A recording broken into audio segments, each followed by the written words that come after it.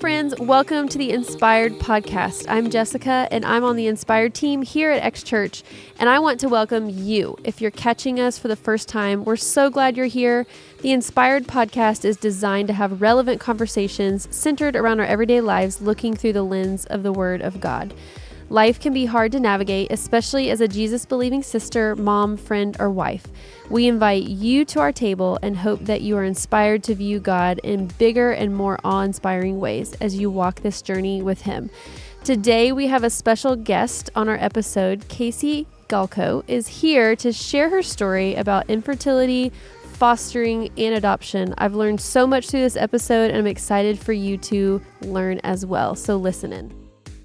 Welcome back. We hope that you enjoy this season. I've loved these conversations. So if you're catching us for the first time, or you're just like hitting this episode because you know our guests, which I'll introduce in just a minute, we actually compiled a list of topics that from our last conference in October, of things that you wanted to hear, topics that you wanted to hear discussed by us two and then a guest. Right. And so today I'm really excited to announce that we have Kasey joining us. Hi. Kasey Golko. So she's here. One of our topics that we had recommended to us, which is it's both important and heavy. Yes. Is infertility. We had a lot of women write in and talk about, can you talk about infertility? And to be completely honest and transparent, I wanted someone on here that has had a lived experience in infertility and come out on the other side to at least say, here's what God did. Yes. And over, your name was brought to our attention, and I'm so glad to have you on here. But if you could just let our listeners know a little bit about you, a little bit of your background, and then just the reason that you're sitting here. Yeah. Well, I'm glad to be here because this is a topic that I'm super passionate about, or I wouldn't be here. I'm excited to get our conversation started. But I am Kasey. I grew up in Hilliard with my mom, my dad, and my sisters. We grew up in a Catholic church, so we had that. We always had that foundation, which was good. Yeah. A little bit about me. I was into sports very, very young. What sport? Primarily basketball, but all the things. I think so. That's why. So just to give you a little heads up, we're sideline moms. Well, for sure. With our boys have played on the same team. I guess now this is going to be the second straight season. Well, both of our boys played on the team this season. Yeah. Now we're going to be sitting on the baseball sidelines this season. But you did basketball, right? Love it. Okay. Well, I did all the things. I even tried soccer. Couldn't tell you a single rule. I don't know any of the rules. It was a lot of running. But I stopped playing volleyball, so I was like, what do you do now? Yeah. Do something. So primarily basketball. Yeah. That was my thing. And it was always a passion of mine, and I still really love it, which is good. It serves me well with the kids that we've got. What about an adult league? You should join an adult league, right? Don't you wish that my knees and my back? I'm going to be 40 this year. Oh. When? In June. In June. In June, I'm going to be 40. All right. Do you have plans? I'm leaving. You're leaving. I'm the going state. away. There were enough people that threatened the idea of a surprise party, that I'm going to Virginia. What if they follow you? Nowhere in particular. I'm going to be in an Virginia, undisclosed, undisclosed location. Oh, Life begins at 40, Kasey. good. Oh, I That's love that you good. say that. Yeah. I'm creeping up there. So Well, my mom told me, she was so sweet. She's like, 40 is the last year that I celebrated. So the last birthday that I celebrated. really? After that, it was it's just, I'm happy I'm alive. right. At least it's a nice round number, because for a while when people asked me how old I was like 83. Yes. 93. I do the same thing. And Trey, even the other day, someone asked how old. I said 38. He goes, you're 37. I was like, yeah, you're right. You're 38, Thanks, right? babe. Well, sports is a passion of mine. Writing. I love to write. Oh, that I didn't helped know me. this. Yes, when I was preparing for this, I was able to go back through and Yeah, you dig said through you some of did my journals. journals. I put little notes. I got a note-taking Bible, so Okay. the Oh, notes yes, that I are love that. it was pretty easy for me to go back and dig through and That's so cool. kind of relive some of what was going on. During the times that I guess we'll get to here in a little bit. But with my passion for sports and writing, I naturally got into a career of finance. I feel like Okay. Right? Like, isn't that where you go when you don't know what else to do? Like, finance, I'm just going to work in finance. I did Yeah. go into business, and then like I ended up in like several finance classes, and I was like, I guess I could always be a banker or an investor. Yeah. That's interesting. So did you- Finance, in some way or another. I did mortgages. I worked in securities. Okay. Don't understand securities. I Yeah. mean, it was okay. It paid the bills. It Okay, wasn't. wait. Here's a practical question: do you or your husband handle the finances in your family? I think I try to do like the budgeting things, Yeah. like to put the like pen to paper and say, here's what we Here's should what be we have. But when it comes time to be practical and apply it, he's like, do you remember what you just wrote down? Dude, Like, that was all out the window. That we're was gonna just wait for a 3 hot days. second. Yeah. Wait 3 days to buy something. You waited 3 minutes. Whoops. Amazon. Yeah. The Amazon man was here when I got here. So Oh yeah. he We're followed me. guilty too up here. So that's what I did for the majority of my working life was finance. And it wasn't filling me. It wasn't, something I felt called to. Like I said, it paid the bills. Right. I stopped working in 2019. I never went back to work after my daughter was born. So I stay home now with them, and I'm an Uber. Do you like it? I love it. I do love it. But I feel like an Uber driver. Like Yeah. I'm an Uber driver for my kids. Yeah, like you probably have crazy amounts of food trash in your car, like me. I mean, like we eat meals on the go because like we're zooming from practices to Yeah. practices and. My car's not dirty. Okay. What? Okay, well, I actually will say we got a new to us car 6 months ago, and I was like, my kids are old enough now where I'm like, there will be no mess. Right. And so I have like one of those fancy like memberships where I get to like The Moo Moo? loop I do loop too, through the car wash as many times a week as Oh, I there want you go. to, and I love it because it keeps my car clean. So I On the love that outside, on the you're outside. just a clean person, huh? It's free vacuum. I mean, and I've Yeah. got my It's a days free free. So yeah. There you go. I try. There you go. But so yeah, I spend my days with them, and it is rewarding. It's exhausting, but the best kind of exhaustion. I mean, it's you're shaping little lives, and sometimes you feel like you did a great job, Oh and my sometimes gosh. you feel like you didn't. Today, some days. Yes. today Yeah, there's getting on some the days where bus. you just feel like, please tell happened me today? that something good happened here because I know that the time has gone by and now it's time for dinner and I can't. If you Oh, ask yeah. me anything I did the rest of the day, right. yeah. So that's a little bit about me. Okay. Do you want to hear about just the? Yeah, why are you sitting in this chair? Yes. I'm sitting in this chair because I was fortunate enough to be placed in, I guess, in a space. God, He orchestrates things that you can't possibly duplicate. I couldn't have put myself in a position to think that I was equipped to foster anybody. But we took the leap of faith because we were placed in a small group at the time that had another family going through it. So a little bit of the backstory is we conceived and I gave birth to my son Dominic, our first child, no issues, in 2012. He was a big blessing. I mean, he changed our lives completely. There was no issues. We had a great 4 years with him. We were never, we were surrounded by people who wanted to kind of like every 2 years, like I want my kids to be close in age. And there's no right or wrong, like way to build a Right. family, but that wasn't for us. We wanted just to kind of Take your time. take our time and be with him. And it was awesome. I mean, it was great. So about 2016, we decided that we wanted to try and grow our family. So we did, and it happened. I got pregnant right away, and that was sort of expected because that's how it went the first time.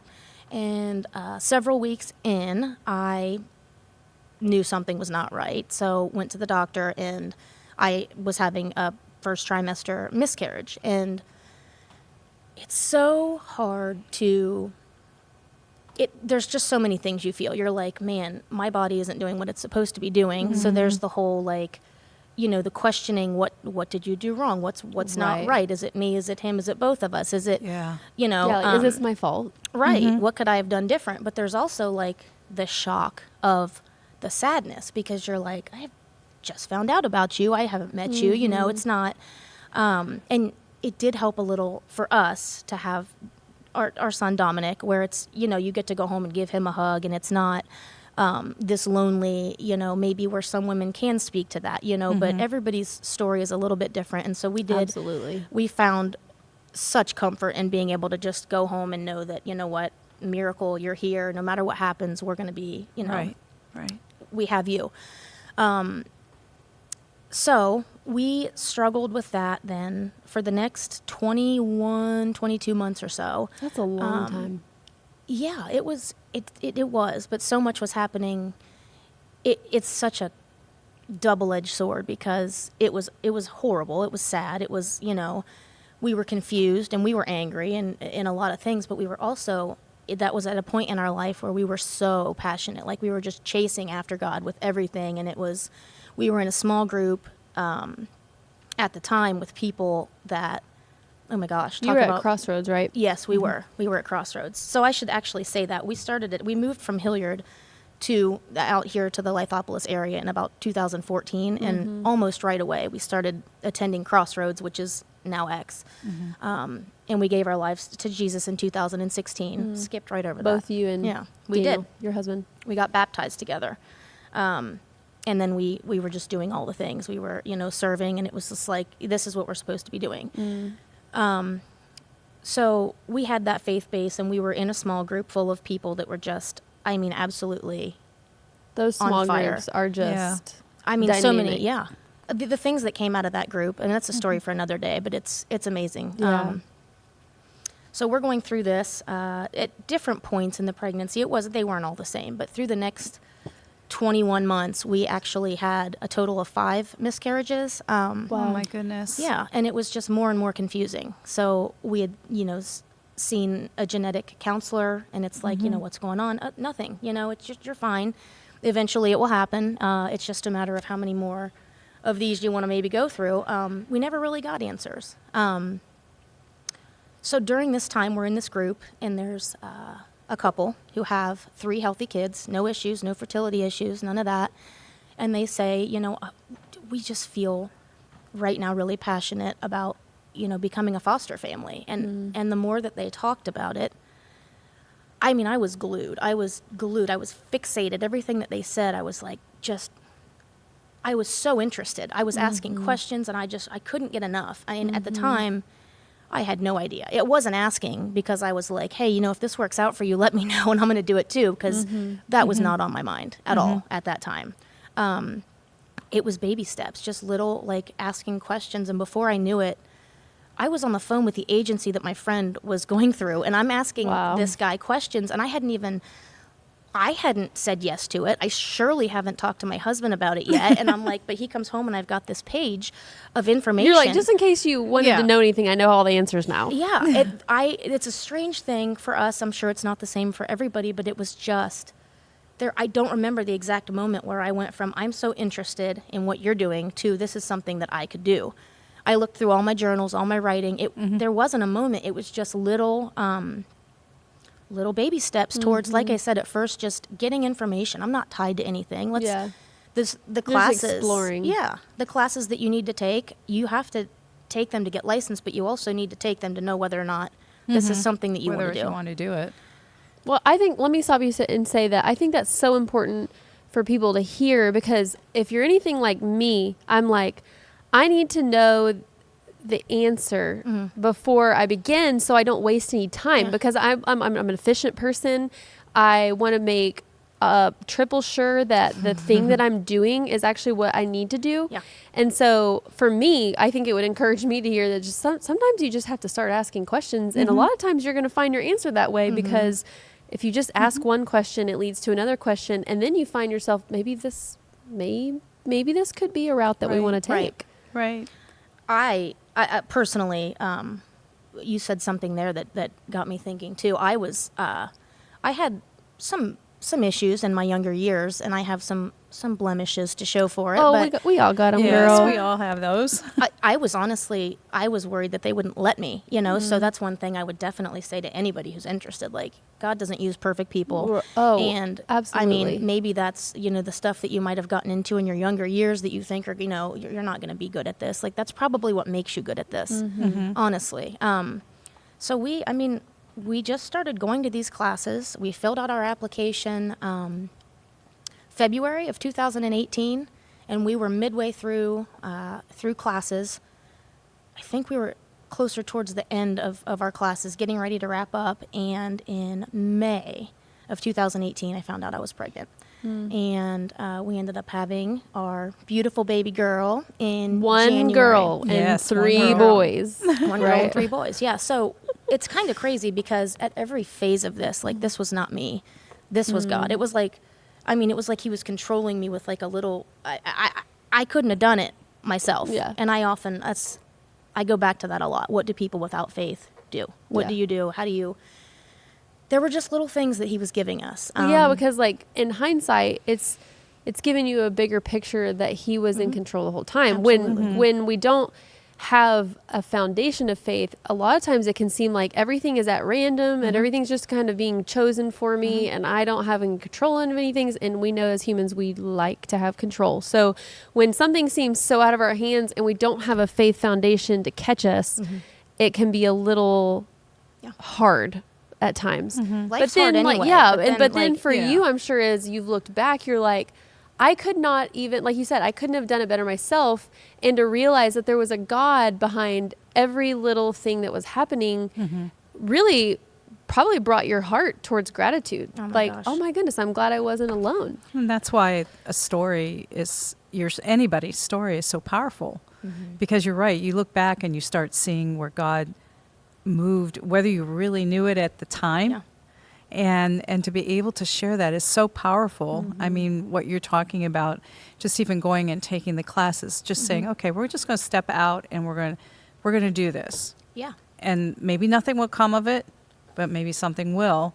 We just feel like this is somewhere, a way that God's directing us. Yeah, absolutely. And I think sometimes we get so like bound up by fear and all the what ifs. Oh, yeah. And maybe this isn't right, or is this the right move? Does God really want me to do this?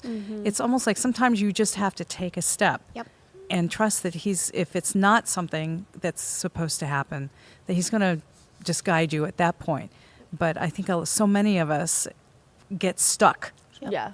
We so second guess and get in our heads, and then we miss opportunities. Yeah. Even if you had never gone ahead with fostering, just think of all the things that you learned, Right. and all Yeah. the compassion that you have now for people who do that, and all the system, all of those kinds of things. So even if you did that, you would have that. So he just doesn't waste it. No, he does not. Do you feel like what were your thought processes as you were wrapping up this course? Did you know that I said, okay, like, did you ever have a moment where you're like, okay, I think that we need to do this? But then how did it affect when you found out that you were pregnant? Was it kind of like well, I can't do both? Or were you like, I'm going to do both of these? We're for sure in at this point. Yeah. We had listened and we had learned. And at that point, I had felt totally called to it because, you're going to get opposition from certain people when you do something like this. And our family has been great. They embrace the boys and love the boys, just like they've always been here. Right. But it's a big thing, and not everybody's going to jump on board when you jump on board. So when I was pregnant, it was like, okay, let's take a minute.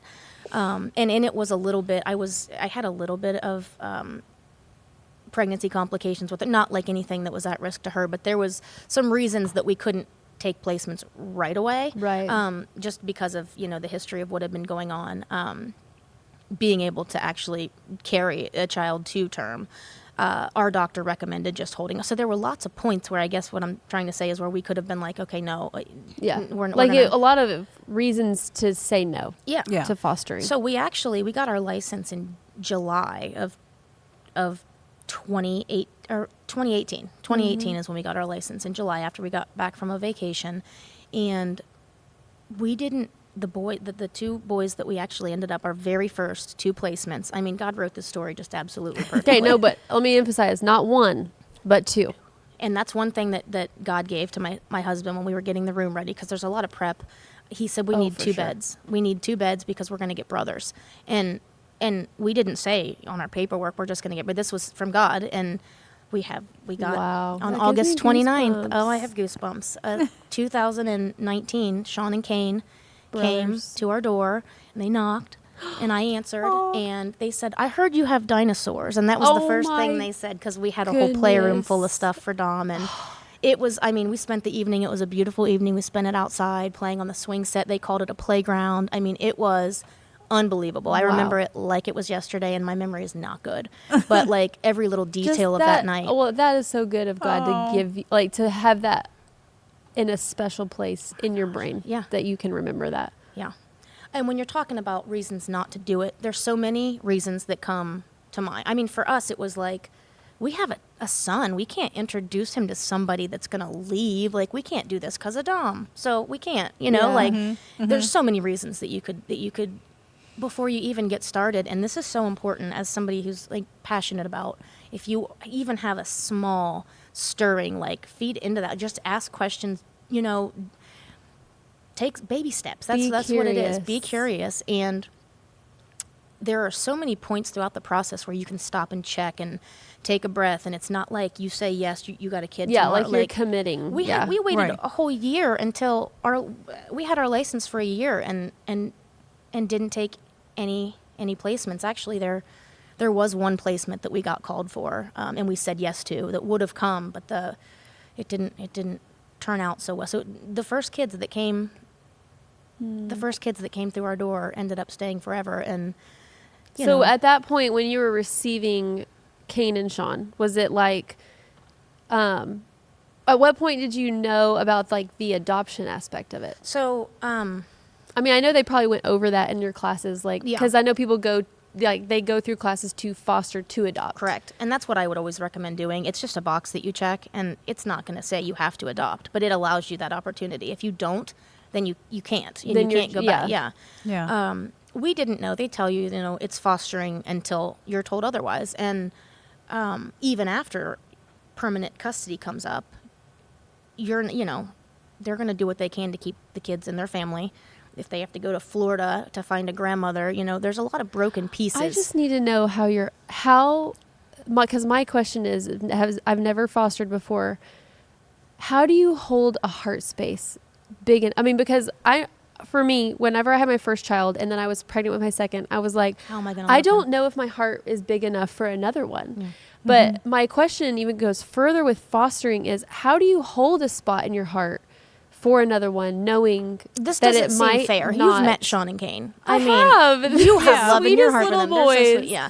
But I mean, that's the reality with the foster to adopt, is that you said you could actually end up not being able to keep them because the goal is to have them with a family member. So tell us about how you create a space, because my mind goes to like, how do you kind of, and for a lack of a better term, guard your heart? Like, I'm still want to like bathe this person in love, but they might be taken away from me. Well, it's not me. It's not me. It wasn't me. It was not Daniel. It was a God thing. It's always a God thing. And I'm not saying that there aren't some foster parents out there that, may not have done it for that reason with their faith. But for us, and what I can sit here and tell you is, it's just not, it's this big, to me, it was this big, scary concept of something that I certainly cannot do. To like, it's just this simple. I just have to love these two people. One person, however many, it wasn't hard. It just wasn't, for example, and I'm going to call myself out here. There's so many things that could stress you out and worry you about fostering, right? What was my big fear? Like one of my big fears, bugs. So like lice, bed bugs, stuff like that. I almost didn't do this because of that. Because that class that we had, that one Wednesday night class, and I was like, well, that's it. I guess we're not going to do this now. And when they came to the door, do you think I was checking their bags? Like it just, you're like, excuse me, can I have a hair check, please? It all goes out the window. I mean, it's more people would be great at it than what they know. I mean, that wasn't a hard part for me. Loving them was not a hard part. And I can't speak to having to let them go because we never did. But I can say that there are a lot of stories that sort of turn out like ours. I know a lot of people who end up at least staying in touch with the biological family, because that's an opportunity too. And that's an opportunity that Daniel and I took advantage of, is trying to bridge the gap between Yeah, so what does that look like? Biological parents don't get along very well with foster parents. There's a lot of animosity and there's a lot of stuff. They don't want you. They don't see you as somebody who's there to help. They see you as somebody who has got their kid. We have forged an amazing relationship with their biological family. Their sister got baptized here maybe a couple months ago. Really? The first time that I attended this building, I came with their mom. So Wow. it has been an absolutely amazing and beautiful thing. And everybody's Wow. story looks different. There are a lot of people who don't Yeah. keep in touch, and it really just sort of depends on what's best for you and the kids, and is there anything good in that relationship that these kids can use or benefit from. Right. There are 2 biological sisters involved too that we see have a great relationship with, and it's been earth-shattering. How much it's been good. It's been so good. I don't know. The loving them part wasn't hard. Don't know about letting them go, but I do know that people have more inside of them than what they know. You know what I mean? And it's really about the kids. I know that this isn't God's design for family to be in foster care, but it's something you can do to love on one of his children and just. Yeah. I mean, and like you were saying, it's all God. And I, without even going through that experience, would attest to that, because Jesus cared so much about the orphans and widows. And orphans, in a sense, where their biological parents don't have the ability to take care of them. It doesn't mean that they're necessarily not on this earth. It just means that they don't have the ability, the capacity, the resources to have their own biological kids with them all the time. And so, I mean, Jesus is very clear about our command for the orphans and the widows. And so, and that has been, kind of my journey with, like, let's just even go down the path of, like, family planning. I mean, I feel like when I had my first, I was like, it was my original thought that I was going to have 4 kids, and then you reevaluated first, and after the first, I'm like, no, I think that our family is going to have more than 1, and then I had 2, and then once I was pregnant with my 3rd, I said, that's good. I think this is good, God. If this is okay with you, I'm good. Yeah. And felt a close, a finality. But I do think, if I can be really honest, is if that's you, and you have a finality about what size your family is, I'm going to lean in a little bit to that and say, maybe be a little bit more curious and at least have the openness for God to do work in you past what your biological kids or what your ideal family size is. Because I know that as a follower of Christ, like I said, like, Jesus had a lot to say about orphans and widows. And so there might come a day where I feel like I'm called to foster or I'm called to adopt. And so I think that if you're sitting there thinking, like, I have all my ducks and this is my lot, and like and that very might as well be your case. But what I'm saying is, maybe as you have done, just open it up to ask God, like, do you have a different plan? There's so many ways to get involved, actually, without even getting licensed. There are so many ways to get involved. I mean, instead of giving your stuff to Goodwill or throwing it out, there are lots of foster families that could use it. There's lots of Facebook groups in the area for foster moms and foster parents that, like, you can give, like, lots of things to, because tell us a little bit about the foster. I mean, like, so Kane and Sean showed up your house, but did something show up with them? Did, like, resources or supplies, or, like, do you have a network of people that helped you clothe them or feed them? So I was lucky in that situation that I had saved everything of Dominic's, my oldest son. I'd saved everything, and so I had a lot of stuff for them, and we had the means to provide all the things that they needed. But there are endless resources. Finances, money, worries should not stop anybody from moving forward with this. They pay you for their care. I mean, you can get reimbursed for clothing if you need it. If you do go through fostering and then adopting, the adoption expenses are covered. I mean, money should. Oh wow! Just first and foremost, I didn't either. But money should never stop you. Like, another mouth to feed. Like, you just need to be willing to be the house that lets them. You have a bed open for them and a heart that will love them, and money should never stand in the way. There's enough other legitimate, worries that people will come up with, that are legitimate, like I said. But financially, yes, you have all those resources. They have health insurance. We had a caseworker for us, a caseworker for them.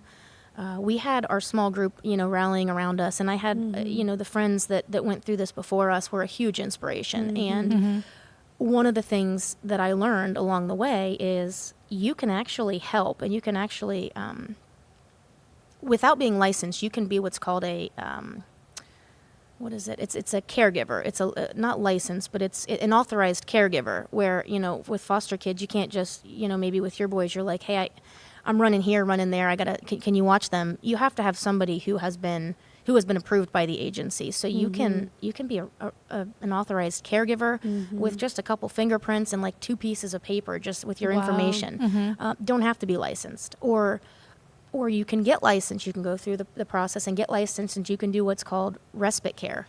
And respite care is essentially you're taking in foster kids that either came directly from the biological family that just need a short-term place to go, or even if they're already with a foster family, and that foster family, maybe they need a break. They do encourage that when you're in fostering, is to use respite, give yourself a break. Being that we already had a child, it just didn't seem right for us at any point to say, okay, you two with respite, you know what I mean? And it is good. It's good for a lot of people, but we just never used it. But that's something you could do. Yeah. You could have kids also for a weekend.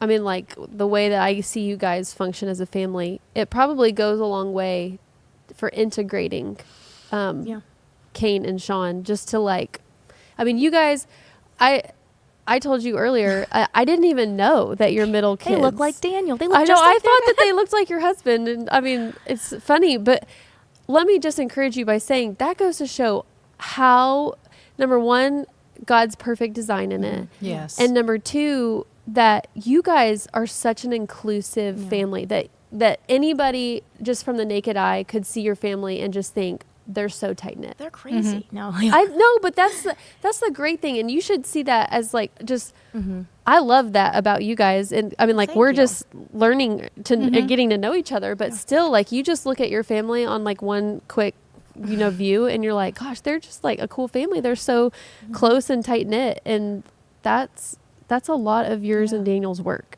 right there. Right. And and Dom's in your Yes. what is your younger girl? Carson, yep. With a Y, I did the Y. Okay. She needed to be extra, okay? Oh, it took for a while, sure. yeah. My favorite part about her is when she comes to her brother's games in her cheerleading uniform. Of course she She's does. 3, right? With snacks. Yes, with she's snacks. 4. She's a she's little 4? teeny thing, but Okay. she's 4, yeah. Okay. Yeah. She's the cutest. Yeah. She's their biggest cheerleader. Absolutely. And your boys equally on her. They're just so good with her. They're very sweet with her. And I have to brag on Dominic, too, because he was a champion. He was an absolute champion. And side story, because it's funny and it's cute, but there's an extra layer of preparing for becoming a foster family if you have a kid. So he was 4. He was 4, and so many times throughout. So we had a caseworker coming out and interviewing us and doing our home study and stuff. And she's like, "Do you have guns?" And he goes, "Yeah, we have guns. We have a whole wall of guns." He's talking about his Nerf gun wall guns. downstairs. No, we do have, but we would have said, yes, we do. The night that the boys got there, I told you how happy and sweet they were. You don't expect that. Everything about this, and I know that not every story goes this way, okay, but it's still going to be just as rewarding, just as fulfilling.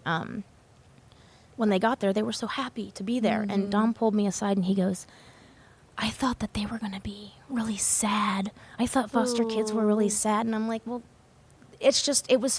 he recognized that. And he has been, they are full-on brothers now. So it's not a honeymoon. The honeymoon phase is over.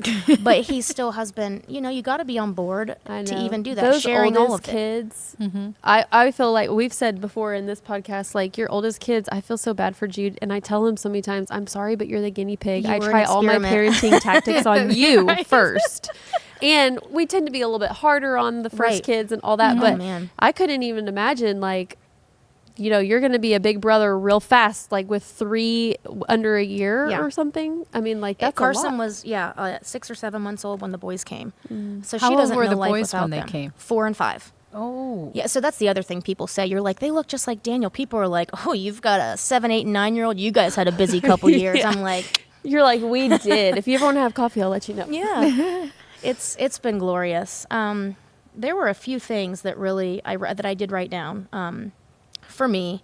So one of the things that really, it's crazy because it's not a verse that I feel like is really beautiful. The way that I heard it was beautiful, but when you get into like the nitty gritty, it's like locusts. Like, this is not an inspiring foster story, but Joel 2:25 was something Yes. that like came to us around this time, and I saw this really pretty flows off the tongue like kind of interpretation, and it was, God can restore what is broken and change it into something amazing. All you need is faith.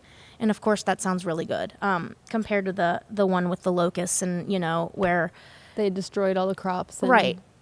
I hung on to things like that, little things that came to me during that time. I was hypersensitive to like make sure that I like dug in, and we sat in that verse for so long. Proverbs 16:9, another good one. Like, you go ahead and try and plan it. Go ahead and try and plan it. Like, so we can make our plans, but the Lord determines our steps. And I can't. I mean, I wasn't digging for. These are things that like just came. Maybe I don't even remember where I saw it, for maybe Facebook or something. But you know, just little reminders. Reminders that totally fired us up. Evidence. Have you Evidence by Elevation? Stephen Furtick, he was doing some kind of, if you need fired up to do something, like move. Yep. I mean, we're not waiting on a move of God. We are a move of God. Like, he sent me, I'm stubborn. I mean, I need it to be really, really obvious, and he made it so obvious. I mean, it was just an amazing time in our lives, and it's crazy to sit here and say that while we're experiencing, you know, pregnancy losses and, you know, longing for this baby that doesn't seem to be, but it was the most growth that we had done. And you can turn away or you can lean in, and that's good. We leaned in hard, and we had a great group of people around us, and you will need a community of people to support you, because I mean, it takes a village, whether they're biologically yours or not, but there are things, resources, things that, and everybody rallied around. We had people come and pray over our house, and it was an amazing time for us. It was great. Yeah. Kasey, I was thinking, sitting here thinking about the time period that you talked about where you had all those miscarriages. And I was just wondering, during that time, what were you feeling? How did you wrestle with that and dealing with your relationship with God? Because we know that is such a common experience for women, you know, to experience a miscarriage. And I was just wondering what you could share with them about that time, because it wasn't just one miscarriage. You know? No, it was a roller coaster, because we would get, you get really sad, of course, at first. Well, you're and sad it and happens disappointed. every month. Yeah. That's like the gut punch. Yeah. Is because like you kind of like, you're hopeful, and then you're like, nope, and then you're hopeful. I mean, it is like literally up and down. Yeah. And it was a roller coaster, if for no other reason than the hormones. Like, I feel like my body during that time was a little bit of a wreck.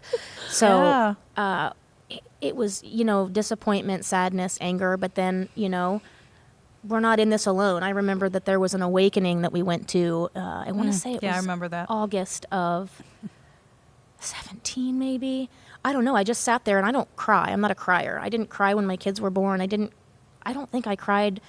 I'm not a crier. So, love them. Very grateful for them. Didn't cry over them. Like, I have cried since then, but I didn't cry then. I just sat there and cried, and like, I just cried the whole time. And you know, the words are perfect, and they get you every time. It's like, you're just talking to me. Like, this is exactly.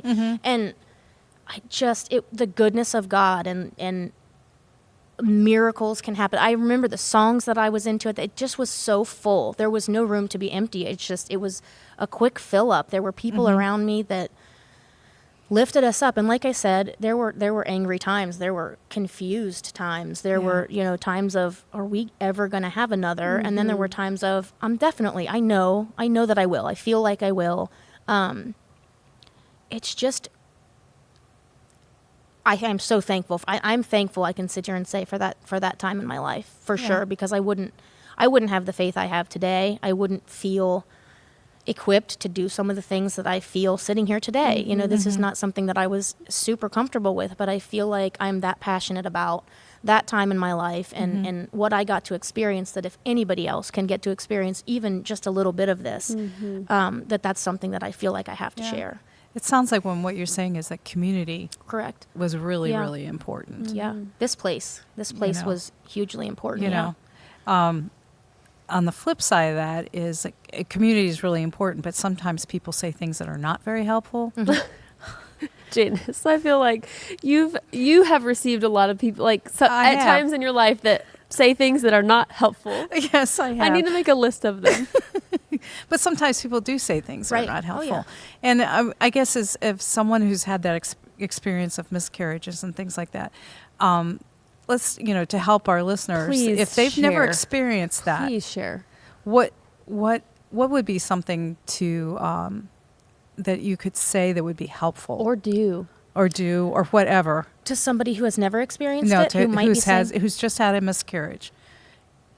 so I would say just to feel what you're feeling and to be honest about what you're feeling. So one thing that I did struggle with when I had my first miscarriage specifically, after that it got a little like, okay, what's going on? But the first one was like, I felt like I didn't have, I shouldn't be this upset. It's first trimester. I have a son. I have a son. So I would say don't compare your story because it's all hard. It's just different. I have several friends who just couldn't get pregnant for years. So here I am in 2 years. I've pregnant 5 times, but try not to compare. Try not to Yeah. well, my story's not quite as sad as that person's story. So I guess I'm fine. Right. Or That's just like shaming Yeah. your kids Yeah. into eating dinner because there's people starving in Africa. Right. That's So not helpful. Don't do that. Right. Eat your dinner because there are people that are starving in this world. Yes. No. Yeah. So I yeah. won't In a do it way, anymore. when you do that comparison, what you're doing is you're minimizing your pain. Right. Your Yes. pain is just as Right. valid as anybody And else's. when I became comfortable enough to talk about it, I mean, the amount of people I was able to connect with, it was unbelievable. And the Yeah. stories that I got to hear because of that, Yeah. also unbelievable. I mean, it has been, it's been incredible. I think that pain is a doorway. And Oh, yeah. as much as we don't want to walk through it, it opens up so many different possibilities. Yes. And if I can go so far to say is you learn so much more about the depth of who God is. Correct. Yeah. for Because sure. you learn the deep caverns and recesses of grace and love and comfort. I think comfort is a really important one. And you can't get there unless you open up yourself to feel and to experience pain Yeah. and loss. Yeah. It was a crazy switch from like this time of sadness, and I'm very good at leaning on God when I'm having a hard time. I mean, that's some people, on mountaintops you're real close to God, and in the valley is where I'm at. Because what else are you going to do? I need you to help me through this. So I mean, when we went from longing, loss to like boom, here's 3. It was just like this Abundance. It was and then it was for years. I mean, even through 2020, because we actually adopted them in the middle of a pandemic, which that presented its own set of. Oh my! I'm like, I wanted you guys to be here. I didn't want to be your teacher though. Like, I don't want to teach you guys stuff. Like, I've got at that time it was kindergarten, first and second, and Oh we're my homeschooling. gosh. Oh my I didn't God, think show about that. up. I don't want to be your show up. teacher. I don't want to be your teacher. But it was a crazy switch. It was just years of just like, I felt like the blessings were just being poured out. It was insane. And adoption day was incredible. Everything was being done on Zoom then, but their little classes dialed in, and it was I remember that. unbelievable. Their classes at school. Yeah. It was unbelievable. Wow. Yeah. I mean, it was just so much good. And so it was, the barn doors couldn't close, like they say. So it was that. Storehouses were Yeah. full. Wow. It's one of my favorite stories. I always go towards like when I'm tempted to think that the things and the circumstances around me are very scarce or thin, or is this it, or am I experiencing life to the full right now? Because I certainly don't feel like it. I always have to remind myself that God is a God of abundance, and I feel like if we're not careful, we can just sit in the longing times, in the pain times, and just wait for the deliverance, when a lot of times it just takes like an ounce of gratitude to think, I know that there's something else. And so when you open yourself up to that, the blessings that can crash down. And I mean, what better way to put it than you had 5 miscarriages, but I mean, like, you were heaped with blessing upon blessing upon blessing 3 times. That just shows that God is just a God of abundance. Mm-hmm. Because you would probably look back now and say, I wouldn't have it any other way. Not at all. Yeah. No, this is our perfect family. I mean, it's just so good. I mean, it's so good. And I would just encourage anybody who has a tiny little bit of a question, or like you've got like, I don't know, it could be a nudge. Just follow it. Don't assume that you're not capable. Because like I said, I had doubts. I mean, I still have doubts, but you know, he can give you everything you need. He's gonna be there with you. Do you have an organization that you could point people to? So we used NIAP. It's the National Youth Advocate Program. I did not do any research. I was like, you use them, I'll use them. Yeah. I'll call them. I mean, it was just very easy for me to do that. What I would say is to do research, because I wouldn't not recommend them, but I think that everybody, there's different things to offer at every different agency. Right. So I wrote down a website here somewhere where They probably I feel cater to different types of situations too. They do. And NIAP it's growing, and it's not just in this state. So a lot of it has to do with where you are too. I see, when you have too many notes, this is no good, but I did write down somewhere here where you can go, and it lists by county. It lists by county everywhere, every agency that you could go through. And some of them do fostering and adopting. Some of them don't, but I bet you could Google fostering in my area, or foster Fostering to in my adopt in ID, my yeah. area. Mm-hmm. Well, I think even after like post episode, you text me some of those links, or Some of the like resources, some of the resources, and I think we could put those in the descriptor. Yeah. So if you're listening, Yeah. the resources and agencies and organizations can be in the descriptor for sure. And that you can point to. one more thing I think for me is, I think that in my experience, there were like 3 yeses that had to happen. So like, maybe you're thinking, if I move forward with this, you know, I can't turn back. But there's, you know, the application process was like the first sort of yes. And then you actually fill out a form that is a child characteristics like checklist sort of thing. So how and who are you willing to take in, you know, from gender to race to age to treatment level, which is some of the kids have really been through it, and they've got a lot of issues, Trauma. a lot of medication, a lot of appointments, a lot of like, you can really customize to what is going to, and then even after all that, you get the call for intake, and you still get to say yes or no. So there's more control than what you realize, I guess. Yeah, that's good to know. Yeah, there's checks, and there are places where you can stop to take your breath. Well, it's interesting that you brought up the agency that you used. I just learned something. I guess when I think about foster care, I always just think of like children's services. Right. And then I had no idea that there were other agencies you could go through. So Children's Services is the agency that is this support for the kids Okay. and the biological families. So Okay. like when we would have a caseworker come out to the house, NIAP would come out for us. Children's Services would come out for And they're them. kind of like the liaison. Yeah. Yeah. That's good. So Children's because- Services is involved, and I Okay. believe you can get licensed through them, but it's not just them. There are private agencies as well. Okay. Yeah. They probably do a lot of work mediation for you. So, because we all know what it's like to try to talk to different branches of the government, or the things that the government's involved in. They probably go on your behalf. They're supposed to. Yeah. They're supposed to. I was kind of impatient, so there was a lot of times where I was just like on the phone with Children's Services, like, listen, instead of calling them and waiting a day, Yeah, just I'm tell gonna me go what's up. straight to Yeah. the source. Yeah. Awesome. They do a That's- good job of supporting you. They make sure you've got Yeah. everything you need. You're not alone. That's awesome. And if anybody has questions, I I'm know. here. Yeah.